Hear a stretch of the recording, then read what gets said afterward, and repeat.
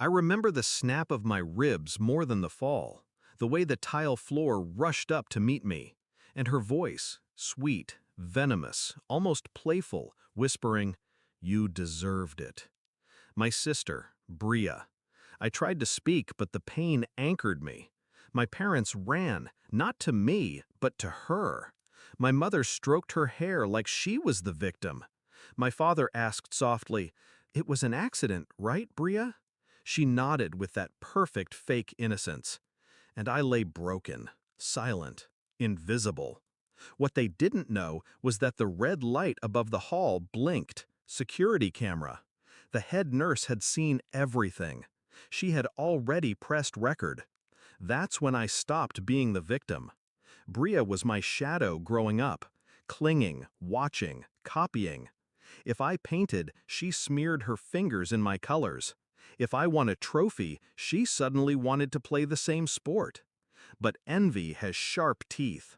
She didn't want to be me, she wanted to erase me. It started small, my missing sweater turning up in her room, her lies, casual, rehearsed, about how I stole from her. Our parents believed every word. They always did, because Bria was the golden one, the girl who could do no wrong. I was just the problem. The hospital made it worse. Every night they visited her, not me. They told the nurses, "Don't listen to her, she exaggerates. Bria didn't push her, she trips a lot." I stayed silent, let them write their own story, because mine was already unfolding. The nurse, the one who pressed record, slipped me a flash drive. "Keep this safe," she whispered. It was proof. The video was clear, Bria's shove, her smirk, my body tumbling down the stairs. Evidence they could never bury. I didn't rush. Revenge needs patience. I let my wounds heal. I let my family grow comfortable, smug in their blindness. When I was discharged, I pretended gratitude, hugged my parents, smiled at Bria. She leaned into me and whispered, "Still alive? Shame." Her mistake. I started small. Screenshots of messages, copies of her borrowed credit card purchases, old videos from school fights she thought were erased. Piece by piece, I built a portrait of the real Bria. And then I chose my stage. Family dinner. Crowded, loud, relatives stuffed into chairs, plates clattering. The perfect audience. Bria was glowing as usual, telling stories, taking the spotlight. My parents laughed, oblivious. I waited until she lifted her glass. Then I set my phone on the table, pressed play.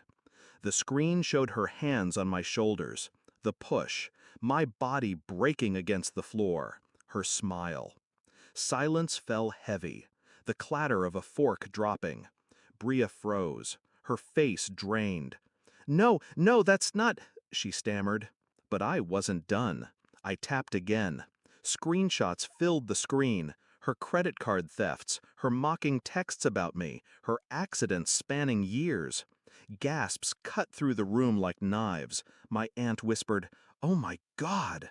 My parents, their faces collapsed. My mother's hand shook. My father couldn't look at me. "Accident?" I finally spoke. My voice was steady, cold. "Still want to call it that?" Bria lunged for the phone, but I pulled back. Too late. Everyone had seen. And that's when the second phone buzzed in my pocket. The one I'd given to the nurse. Live stream. Every relative who couldn't make it was watching. No one could cover for her. No one could twist the story this time. Bria screamed, denied, clawed. But the room had already turned. The weight of their stares was her new prison. I didn't need to shout. I didn't need to fight. I just watched her unravel, her own lies strangling her. The fallout was quick. The police called. The hospital filed a report. My parents tried to plead ignorance, but the video spoke louder than their excuses. Bria's golden glow shattered. School, friends, family, all gone. Her name, once adored, now whispered like a curse.